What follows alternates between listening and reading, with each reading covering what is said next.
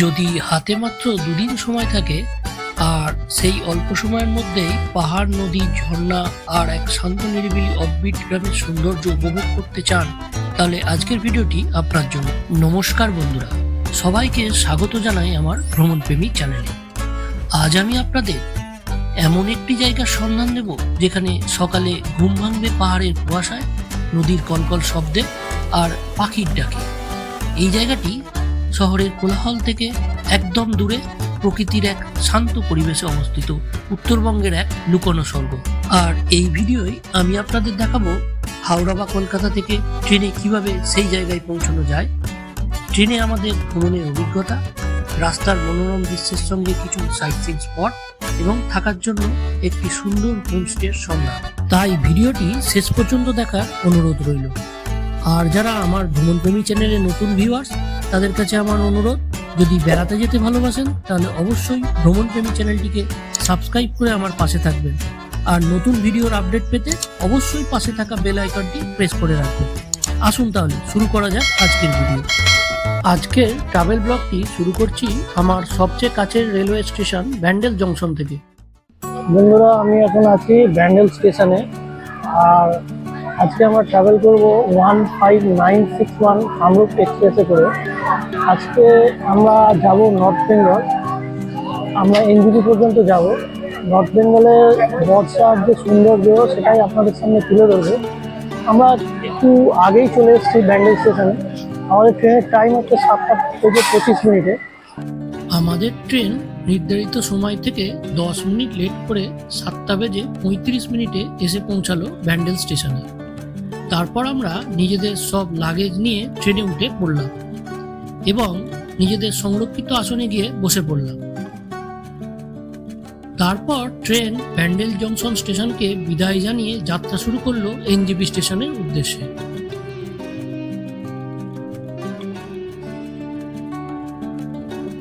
Train কিছুক্ষণ যাওয়ার পর রাত্রি 9টা নাগাদ আমরা বাড়ি থেকে তৈরি করে আনা খাবার দিয়ে সবাই মিলে ডিনার করে নিলাম। ডিনার হয়ে গেছে, দাঁড়িয়ে আছি খাগড়াঘাট রোড স্টেশনে। ট্রেনটা 25 মিনিট লেট চলছে। আর রাতে ভিডিও বানাবো না, আবার কালকে দেখা হবে এনজিপি স্টেশনে। গুড মর্নিং বন্ধুরা, যেহেতু এনজিপিতে আমাদের নামার সময় হয়ে গেছে, তাই আমি খুব সকালেই 4:30 নাগাদ ঘুম থেকে উঠে পড়েছি। আর এখন বাইরে বৃষ্টি পড়ছে, তাই ট্রেন থেকে বাইরের দৃশ্য উপভোগ করছি। ট্রেন এগিয়ে চলেছে এনজিপির উদ্দেশ্যে, আর ট্রেনের দুপাশে সবুজ চা বাগানের দৃশ্য অসাধারণ দেখতে লাগছে।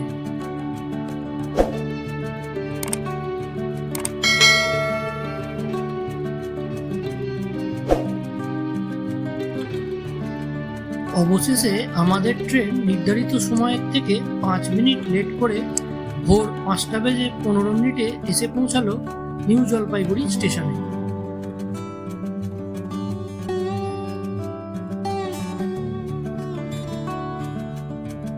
বন্ধুরা, আমি এখন আছি এনজিপি স্টেশনে।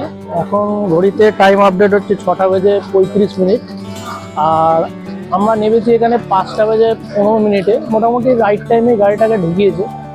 আর আমরা এখন আমাদের যে এসি ওয়েটিং রুম আছে, যেটা 1 ঘন্টায় 10 টাকা করে নেয়, সেটা খুব ভালো। এখানে আমরা কিছুক্ষণ সময় কাটালাম, নিজেদের ফ্রেশ হয়ে নিলাম একটু। এবার আমাদের এখনো গাড়ি আসেনি, গাড়ি আসলে আমরা আমাদের যেখানে গন্তব্য সেখানে রওনা দেবো। এবার আপনাদের এই এসি ওয়েটিং রুমটি একটু ঘুরে দেখায়, কারণ আমরা যারা হাওড়া বা শিয়ালদা থেকে অনেক রাতে এনজিপিতে এসে পৌঁছায়, তাদের জন্য এই ওয়েটিং রুমটি একটি বেস্ট অপশন। তাই আমি এই ওয়েটিং রুমের ভিতরটি একটু দেখিয়ে দিই। ভিতরে পে অ্যান্ড ইউজ টয়লেট রয়েছে, এছাড়াও চা, কফি, স্ন্যাক্স এসব পেয়ে যাবেন। ভিতরের অনেকটাই সিটিং ক্যাপাসিটি রয়েছে।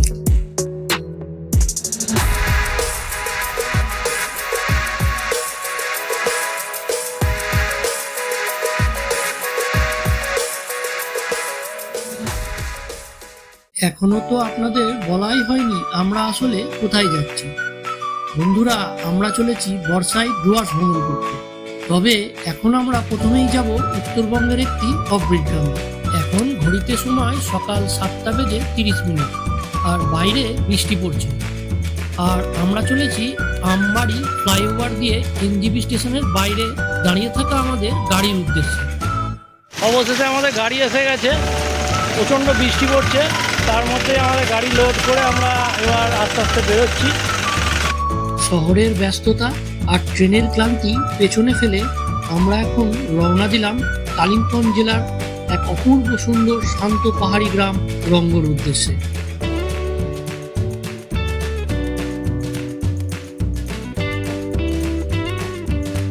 বৃষ্টিকে সঙ্গী করে আমাদের গাড়ি এগোতে থাকলো গাজলডোবা ও তিস্তা ব্যারেজের দিকে।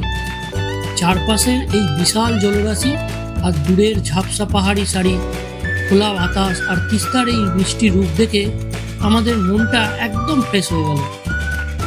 আপনারা যারা ডুয়ার্সের দিকে বেড়াতে আসবেন, যদি এনজিপিতে নামেন, তাহলে আমি আপনাদের রেকমেন্ড করব এই গাজলডোবা তিস্তা ব্যারেজ হয়ে যে রাস্তাটি গেছে এই রাস্তা দিয়ে যাওয়ার জন্য। কারণ এই রাস্তাটি যেমন সুন্দর, তেমনি এর চারপাশে প্রাকৃতিক সৌন্দর্য অসাধারণ।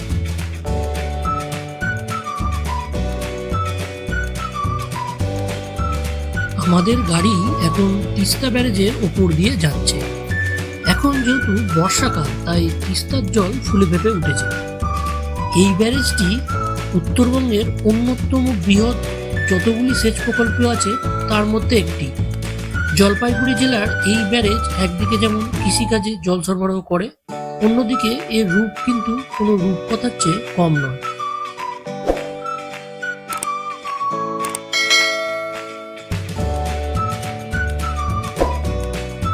আপনারা যদি শীতের মরশুমে আসেন, তাহলে এক দুর্দান্ত দৃশ্য চোখে পড়বে।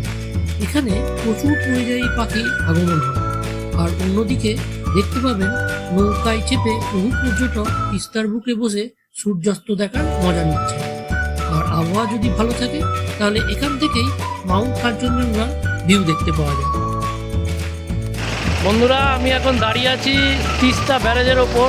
বৃষ্টি হচ্ছে আর তিস্তার জলও প্রচুর রয়েছে ব্যারেজে। জল ছাড়ছে আস্তে আস্তে। আমরা তিস্তা ব্যারেজটা ঘুরে আরও সামনে এগিয়ে যাব।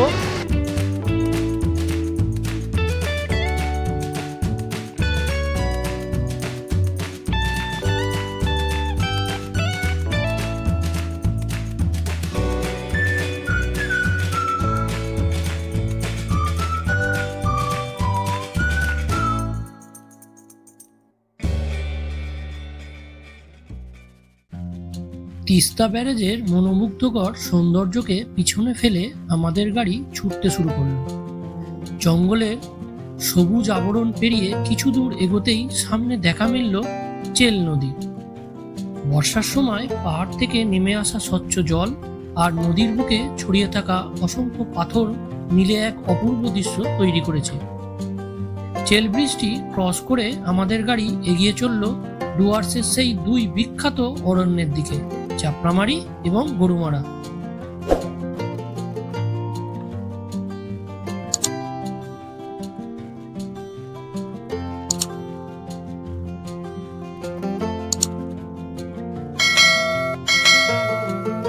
আমাদের গাড়ি যতই জঙ্গলের ভেতরে প্রবেশ করছে, ততই চারপাশের পরিবেশ আস্তে আস্তে বদলে যাচ্ছে। উঁচু উঁচু শাল, সেগুন আর শিমুল গাছের সারি আর জঙ্গলে ঝিঝি পোকার শব্দ আমাদের কানে ভেসে আসতে শুরু করলো। এখন আমরা যে রাস্তা দিয়ে যাচ্ছি তার এক পাশে রয়েছে চাপড়ামারির জঙ্গল আর অপর পাশে রয়েছে গরুমারার জঙ্গল। তাই সবসময় চোখ কান খোলা রাখতে হবে, কারণ ভাগ্য যদি ভালো থাকে তাহলে দূরে হাতি, হরিণ বা ময়ূরের দেখা মিলতে পারে। জঙ্গলের মধ্য দিয়ে আমাদের গাড়ি এগোতে থাকলো।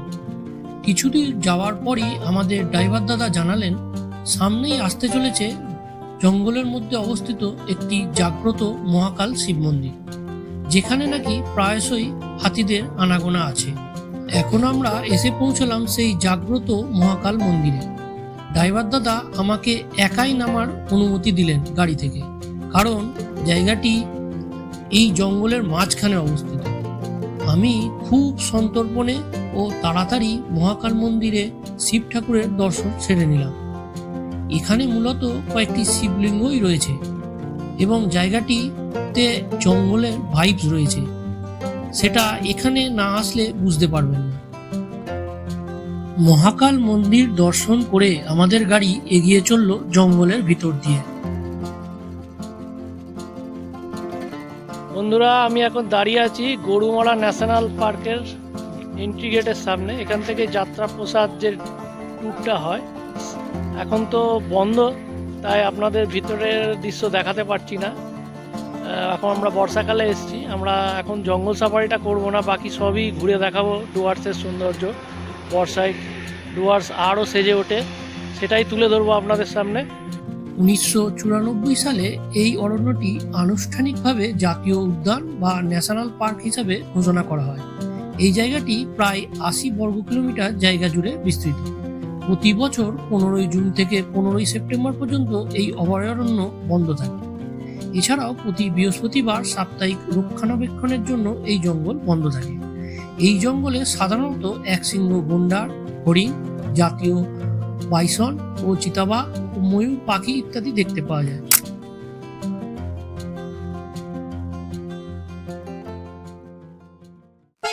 এখন আমাদের গাড়ি জলঢাকা নদীর বৃষ্টি ক্রস করে এগোতে থাকে এক গভীর অরণ্যের দিকে। হ্যাঁ বন্ধু, এখন আমরা প্রবেশ করতে চলেছি দুই বিখ্যাত জঙ্গলের মধ্যে। এক পাশে রয়েছে চাপড়ামারির অভয়ারণ্য আর অন্য পাশে রয়েছে আদিম সেই নাগরাকাটার জঙ্গল। ডুয়ার্স ঘুরতে এসে এই জঙ্গলের মধ্যে দিয়ে পথ চলাটাই আসল আনন্দ, কারণ বাতাসে কাঁচা শাল সেগুনের গন্ধ আর চারপাশে এক অদ্ভুত রোমাঞ্চকর পরিবেশ। যে কোনো মুহূর্তে হয়তো রাস্তায় দেখা মিলতে পারে এক পাল হরিণে অথবা একটা প্রকাণ্ড হাতি। দেখতে দেখতে আমরা পৌঁছে গেলাম সেই চাপড়ামারি জঙ্গল সাফারির এন্ট্রি গেটের সামনে। যেহেতু এখন সাফারি বন্ধ, তাই আর এখানে নেবে সময় নষ্ট করলাম। এই জঙ্গলটি 1998 সালে আনুষ্ঠানিকভাবে অভয়ারণ্যের স্বীকৃতি পায়। চাপড়ামারির জঙ্গলকে পিছনে ফেলে আমাদের গাড়ি এগোতে থাকলো কুমানি মোড়ের দিকে। গাড়িটা কিছুটা পথ যাওয়ার পরেই আমরা দেখতে পেলাম ডুয়ার্সের পাহাড়। এক অদ্ভুত অভিজ্ঞতা, পাহাড় দেখে মনটা একদম জুড়িয়ে গেল।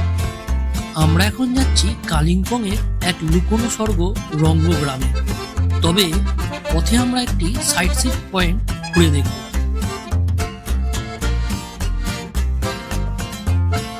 বন্ধুরা, এখানে আপনাদের একটি ছোট ইনফরমেশন দিয়ে রাখি। আপনারা যদি ডুয়ার্স আসতে চান তাহলে অবশ্যই আপনারা নিউ ম্যাল জংশনের টিকিট কাটবেন, কারণ এই রেলওয়ে স্টেশনটি ডুয়ার্সের সবচেয়ে কাছের রেলওয়ে স্টেশন। সেক্ষেত্রে আপনাদের সময় ও খরচ দুটোই বাঁচবে। দুর্ভাগ্যবশত আমরা ট্রেনের টিকিট না পাওয়ায় এনজিপি থেকে এই ট্যুরটা আমরা করেছিলাম।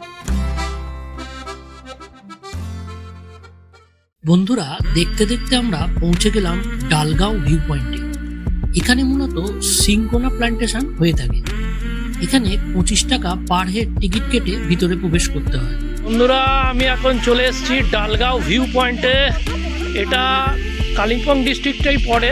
এটা রঙ্গ যে অফবিট ডেস্টিনেশনটা আছে তার কাছেই একটা খুব সুন্দর জায়গা, যেটা আপনাদেরও ঘুরে দেখাবো এখনই। বৃষ্টিটা এখন ছেড়েছে, তাই আমরা একটু সামনের দিকটা এগিয়ে যাচ্ছি, দেখাবো সমস্ত ভিউ পয়েন্টটা, দেখতে থাকুন। এই জায়গাটি বেশ সাজানো গোছানো। ভিতরে কয়েকটি থাকার জন্য কটেজ রয়েছে। এছাড়াও ফুলের বাগান ও ছোটদের জন্য একটি পার্ক রয়েছে। এখানে কয়েকটি ওয়াচ টাওয়ারের ব্যবস্থা রয়েছে। সেখান থেকে জলঢাকা নদীর একটি প্যানোরামিক ভিউ পাওয়া যায়। এই জায়গাটি প্রধান আকর্ষণ হলো এখান থেকে সামনে জলঢাকা নদী ও তার পাশে ভুটানের ছোট ছোট পাহাড়, কিছু জনপদ একদম স্পষ্ট দেখা যায়। আকাশ পরিষ্কার থাকলে এখানকার ভিউ দেখতে অসাধারণ লাগে।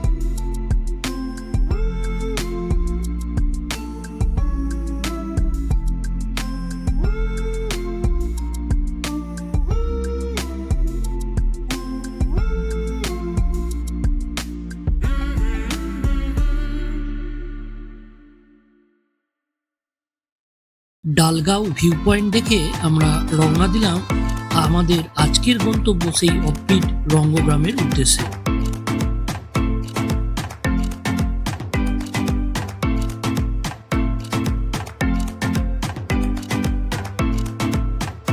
বন্ধুরা, আমরা এই মুহূর্তে পৌঁছে গেলাম রঙ্গ গ্রামটিতে। দেখিয়ে দিই গাড়িটা পার্কিং করবেন কোন জায়গায়। এই যে বাড়িটা আপনারা দেখতে পাচ্ছেন, এটা হচ্ছে রঙ্গ রিভার ভ্যালি হোমস্টে, যিনি ওনারই বাড়ি। পাশেই পার্কিং জোন করা আছে, এখানে গাড়িটা এনে রাখতে পারবেন। আর এই যে রাস্তাটা চলে গেছে, এই রাস্তাটা দিয়ে আপনাকে যেতে হবে রঙ্গ রিভার ভ্যালি হোমস্টে।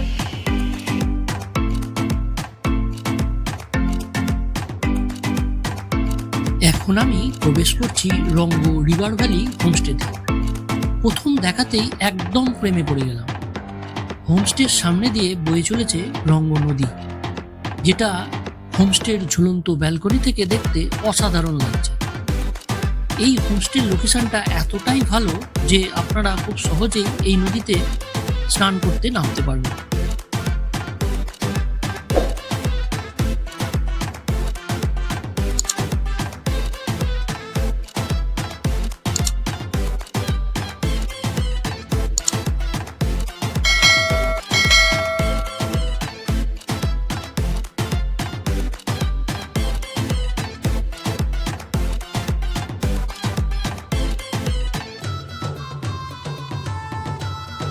বন্ধুরা, আমরা পৌঁছে গেলাম আমাদের আজকের গন্তব্য রঙ্গ রিভার ভ্যালি হোমস্টেতে।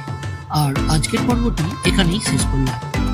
পরবর্তী পর্বে থাকবে রঙ্গতে আমরা সারাদিন কিভাবে এনজয় করলাম, রঙ্গ গ্রামটি আমরা কিভাবে এক্সপ্লোর করলাম, রঙ্গ রিভার ভ্যালি হোমস্টের রিভিউ ও ওনারের কথা।